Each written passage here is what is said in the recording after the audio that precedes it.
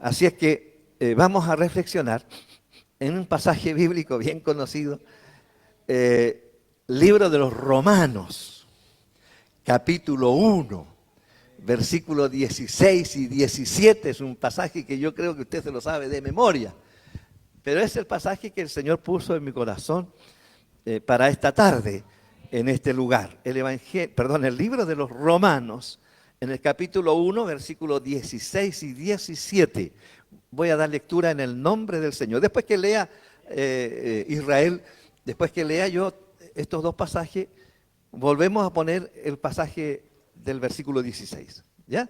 Y para, digamos, estar reflexionando en la palabra del Señor. Romanos capítulo 1, versículo 16 dice: porque no me avergüenzo del Evangelio, porque es poder de Dios para salvación a todo aquel que cree, al judío primeramente y también al griego. Porque en el Evangelio la justicia de Dios se revela por fe y para fe, como está escrito: mas el justo por la fe vivirá. Esa es la palabra de Dios para nosotros en esta tarde. Estamos estudiando en la escuela dominical el libro de los Hechos. Y al comenzar este estudio hicimos hincapié en que los libros del Nuevo Testamento no están ordenados cronológicamente de acuerdo al tiempo de su redacción. Y lo mismo sucede con las cartas apostólicas, que comienzan en nuestra Biblia con el libro de los Romanos. A la mitad del segundo siglo de nuestra era, un grupo de creyentes, de cristianos, ordenó, recopiló, juntó todas las cartas de Pablo y las puso en un solo libro que las tituló El Apóstol.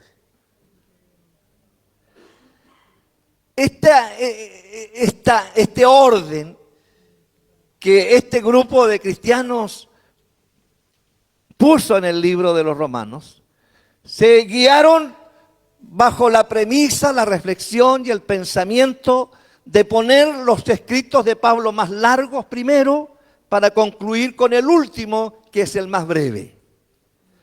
Así que providencialmente, aunque entendemos que el trabajo hecho por los primeros cristianos, como el trabajo que han hecho grandes hombres de Dios, ha sido sin duda bajo la dirección del Espíritu de Dios.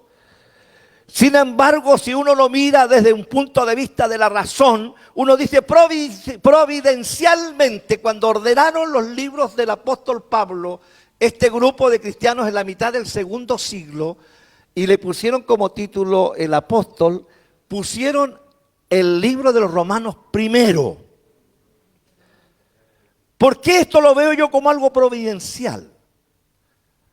Lo veo providencial porque el libro de los Romanos está puesto inmediatamente después del libro de los Hechos. El libro de los Hechos es la historia del comienzo de la iglesia. Y después viene Romanos, que es de alguna manera un compendio de lo que sería la doctrina de la iglesia.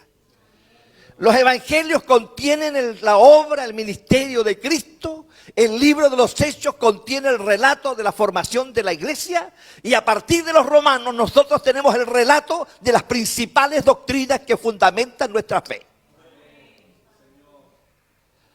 Así es que a partir de Romanos se establecen los principios básicos de la fe del cristianismo. Aleluya.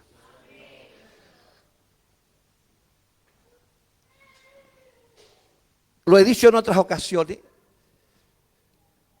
la iglesia de Roma no fue una iglesia creada, formada por algún apóstol. La gran mayoría de los eruditos cristianos coinciden en que la iglesia de Roma fue fundada por algún converso por alguno que se convirtió el día de Pentecostés en Jerusalén? Porque en esa fiesta del Pentecostés dice la Escritura que habían gente de todas las naciones de los alrededores, de los que estaban en la diáspora, de judíos en la diáspora, judíos que estaban fuera de su tierra. Y entre ellos también habían ciudadanos romanos el día de Pentecostés. Así es que es muy probable que alguno de aquellos ciudadanos romanos que estaban en la fiesta del Pentecostés y que fueron testigos oculares del derramamiento del Espíritu Santo, y que fueron testigos y también oculares y oyeron de primera fuente el primer mensaje del cristianismo predicado por el apóstol Pedro, y sin duda fue alguno de estos ciudadanos romanos, alguno de ellos que se bautizó entre los 3.000 que se fueron bautizados aquella vez, y que después volvió a su tierra, llevando el mensaje de salvación en su corazón, y lo compartió en Roma, y en Roma se formó así una iglesia, no fundada por Pedro, como dice la Iglesia Católica Romana. Es muy probable que, y tendremos a lo mejor dentro de nuestra razón, decir en realidad, los convertidos que formaron la iglesia en Roma fueron convertidos por Pedro, porque se convirtieron con el mensaje del apóstol Pedro. Pero no hay ningún antecedente histórico ni bíblico que diga que Pedro alguna vez estuvo en Roma.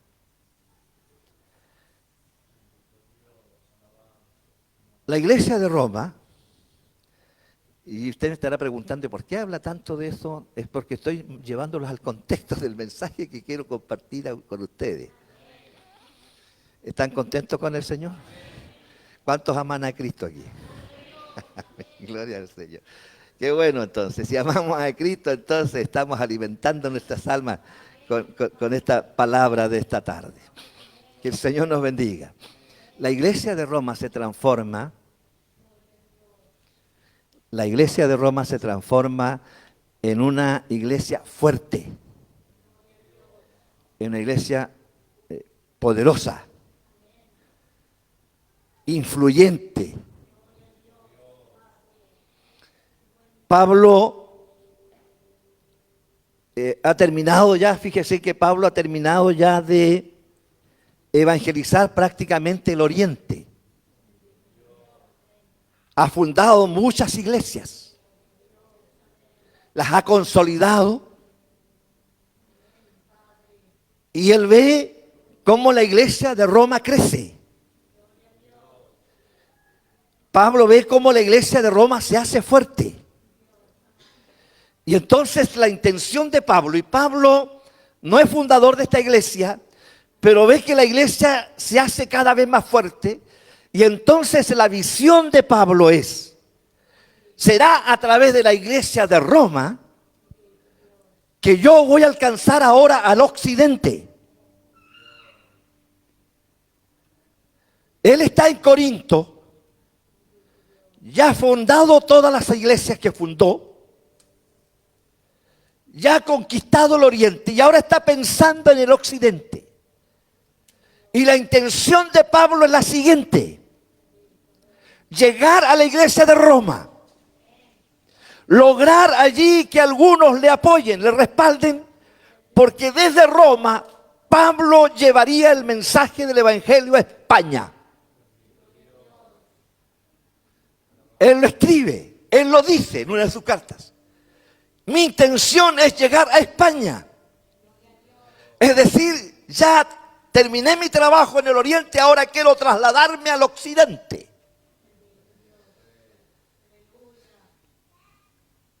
Y estando en Corinto, entonces Pablo escribe a la iglesia de Roma este compendio de las doctrinas fundamentales. Él quiere que la iglesia de Roma esté bien consolidada doctrinalmente para que se transforme en el brazo evangelizador del occidente. Desgraciadamente, Pablo no pudo cumplir su propósito de llegar a España, sino otra cosa sería el Evangelio en el occidente. Pablo no logró llegar al occidente. Llegó finalmente posteriormente, pero ya una iglesia corrompida.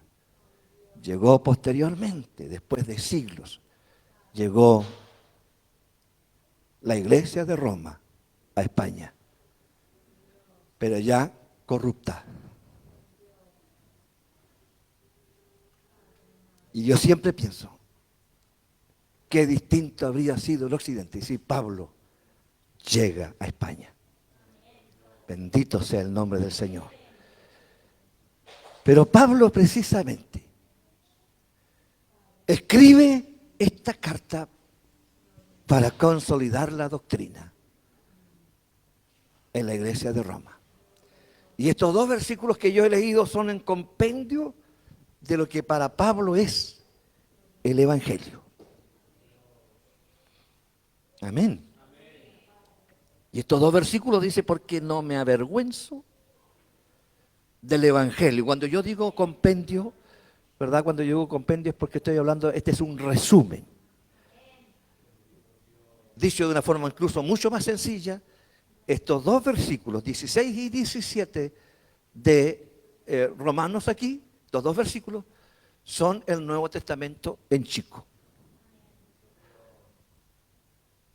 En estos dos versículos está todo el Nuevo Testamento. Ustedes y yo saben, ¿cierto?, que el Nuevo Testamento tiene 39 libros, ¿cierto? 27, muy bien, ya, qué bueno que están atentos. 27 libros.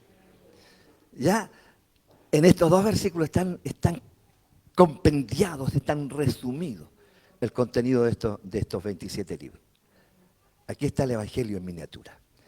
Y Pablo, en este compendio, en estos versículos, va sellando su pensamiento y diciendo, porque no me avergüenzo del Evangelio. No me avergüenzo del Evangelio.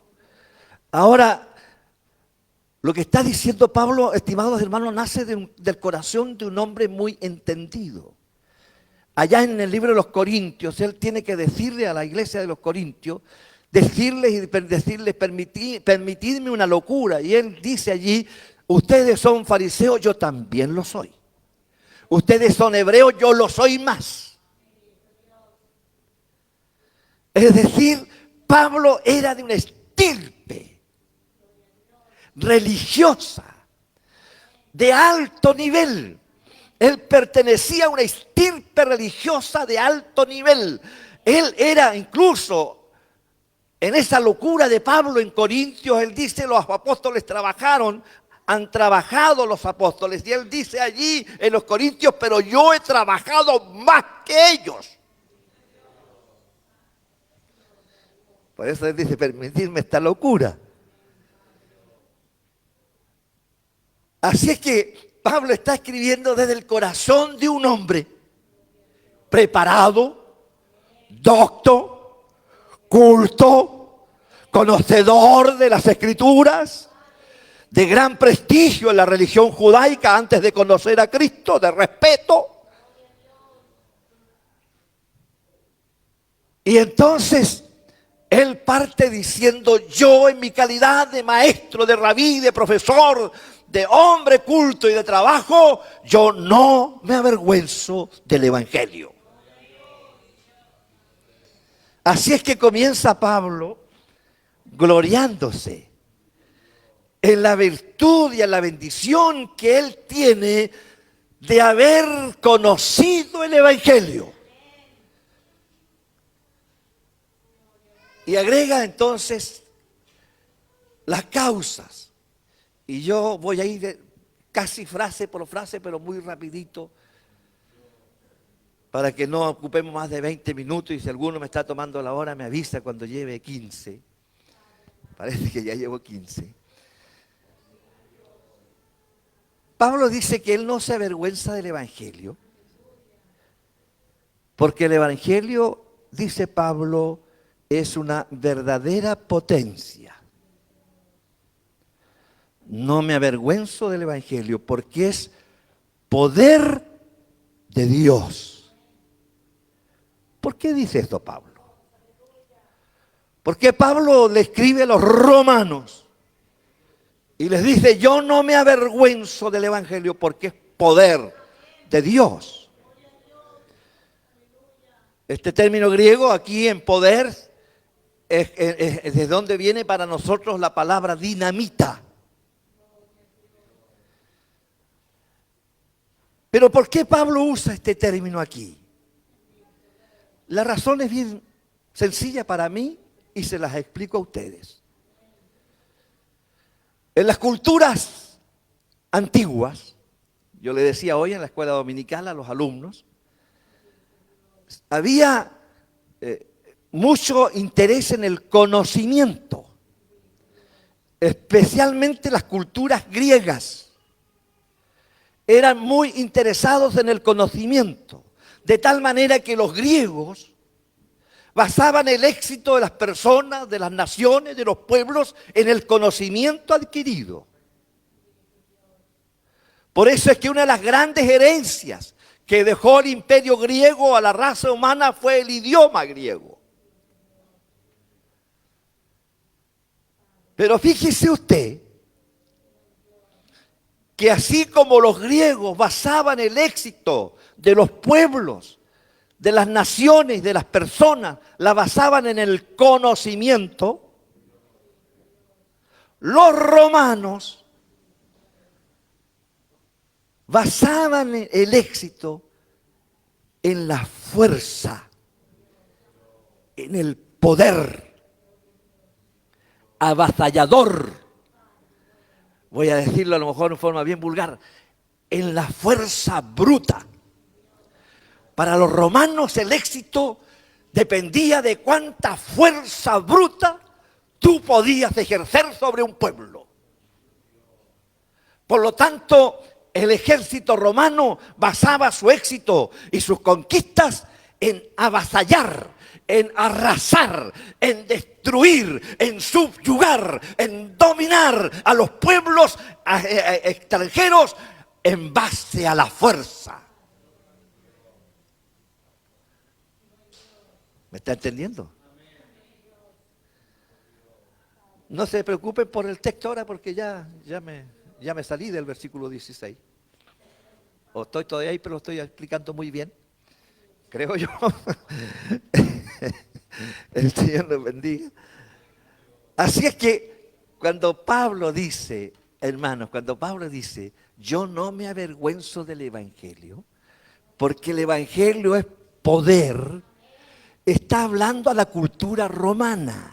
Está diciéndole a los romanos, así como ustedes creen que la conquista de los pueblos se basa en la fuerza, se basa en el poder de sus ejércitos, yo les quiero decir a ustedes que el éxito del Evangelio no se basa en el conocimiento, sino que se basa en la fuerza y en el poder, pero no en la fuerza humana, no en el poder humano, sino en el poder de Dios. Así es que está usando el término fuerza y poder aquí porque está usando analógicamente la cultura romana. Entonces Pablo dice, yo no me avergüenzo del Evangelio porque es poder, es la fuerza. Es la fuerza de Dios. Pero esta fuerza y este poder tiene un objetivo. Él dice allí que este poder de Dios es para salvación. Así es que, amados hermanos, Pablo se gloría en el Evangelio. Y se gloría en el Evangelio porque él dice el Evangelio es el poder de Dios. Pero este poder tiene un objetivo, la salvación. El problema es el siguiente, hermanos. ¿De qué salvación? Alguien Y seguramente a usted le habrá tocado en muchas oportunidades, no sé si conversar con alguien acerca del Evangelio. Y hay mucha gente que no recibe el mensaje del Evangelio porque dice, pero ¿yo de qué me va a salvar Dios si yo no le he hecho daño a nadie? Yo desde niño, mis padres me enseñan a respetar, he sido respetuoso, he sido trabajador, mantengo mi casa, no le debo a nadie, trato de ser responsable. Entonces alguien podría preguntar, y bueno, ¿de qué salvación estamos hablando? Pero la Biblia dice, y Pablo lo dice también, que todos nosotros, lo dice aquí en el mismo la escritura de los Romanos, Pablo dice que todos nosotros nos hemos descarriado, alejado de Dios. Todos nosotros, no hay ninguno bueno, dice Pablo en los Romanos. Ninguno bueno, todos nosotros estamos bajo condenación. De tal manera que cuando nosotros hablamos de la salvación, no estamos hablando sencillamente, hermanos, de un cambio de vida, de pensamiento, de cultura o de forma de hacer las cosas, sino estamos hablando de algo mucho más serio que eso. El hombre, desde el momento que pecó el hombre en el huerto del Edén, su pecado traspasó a todos los hombres. Por lo tanto, todo hombre que nace en pecado y nace con culpa. Del momento en que nace en pecado y nace en culpa. Por lo tanto, nace bajo horrenda condenación. Ese es el estado real de las personas. Y a eso vino precisamente Cristo. Y ese es el mensaje del Evangelio. Que toda persona que venga a Cristo, el Señor lo salva de esa horrenda condenación. Pablo dice también que la salvación es para todos. A todo aquel que cree. Es decir, Pablo está diciendo aquí que la salvación no tiene barreras intelectuales de las personas, de raza, económicas, edades. La salvación que Cristo conquistó en la cruz del Calvario es para todos los hombres. Pero aquí hay que hacer un énfasis, hermano. Pablo dice, porque es poder de Dios para salvación a todo aquel que cree, al judío primeramente y también al griego. Ahí involucra, ¿cierto?, la universalidad. La salvación es para todo el mundo. Pero en esta frasecita donde dice para todo aquel, Pablo está haciendo énfasis, hermanos queridos, que esta salvación, siendo para todos, es para los individuos. Insiste Pablo en algo que a lo mejor nosotros no logramos entender. Y es que la totalidad de los hombres se compone de individuos. Lo que yo diría, por ejemplo, ahora, es que esta es la iglesia. Pero la iglesia no existiría si no hubiera individuos. Así es que aquí lo más importante no es el número, sino las personas. Trenchard, un teólogo que me gusta mucho a mí, dice, el evangelio puede predicarse a las masas, pero la fe salvadora se produce en los corazones de hombres, mujeres y niños, uno por uno. Por eso es que Pablo dice que esta salvación, este evangelio es poder de Dios para salvación a todo aquel. Y ahí comienza entonces Pablo a insistir sobre la importancia del individuo. El evangelio es para todos, pero parte por cada uno en particular.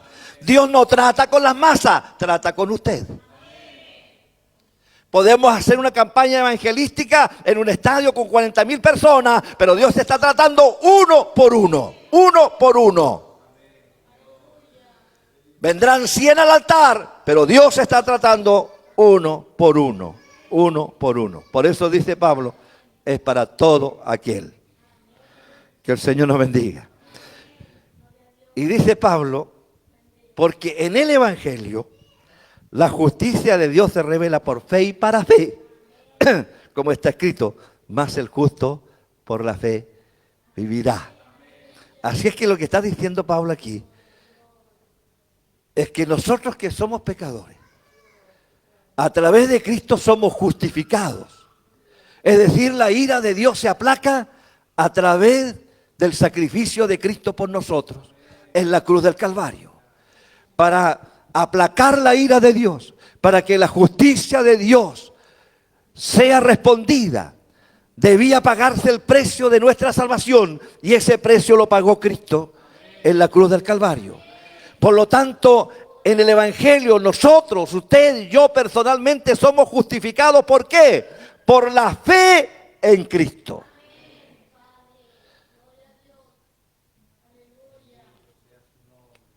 Así es que Pablo dice, porque en el Evangelio la justicia de Dios se revela por fe y para fe, como está escrito, mas el justo por la fe vivirá. La fe es un movimiento del alma esencialmente personal e intransferible. Que el Señor nos bendiga. Yo no puedo transferir mi fe a mi esposa. La fe es algo que se produce en el alma de cada persona y no se puede transferir. Se produce en el alma de cada persona. Es un sentimiento, un movimiento del alma personal e intransferible. Por lo tanto, la salvación alcanza a cada individuo en forma personal. Segunda cosa, la fe es la confianza completa en Cristo como nuestro Salvador. Cuando hablamos de la fe salvadora, estamos hablando nosotros de nuestra total confianza en que Cristo pagó por nuestros pecados. Nuestra confianza total en que Jesús es nuestro Salvador. Que ya no tenemos deuda que pagar porque Él lo canceló todo. A través de Cristo nosotros somos salvos y no tenemos ninguna deuda con Dios porque Cristo canceló esa deuda. Muchas veces el diablo viene para aportillar nuestra conciencia, para aportillar nuestra mente, y tenemos ahí que levantarnos y decir, no, yo tengo la total confianza que Cristo pagó por mí en la cruz del Calvario y por eso yo soy salvo. Porque Él pagó el precio por mi salvación. Y dice Pablo, porque en el Evangelio la justicia de Dios se revela por fe y para fe. ¿Qué significa esta frase? Por fe y para fe.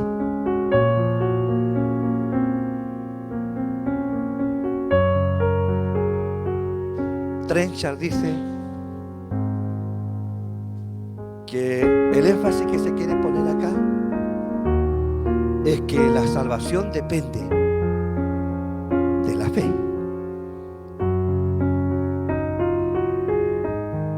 Que sin fe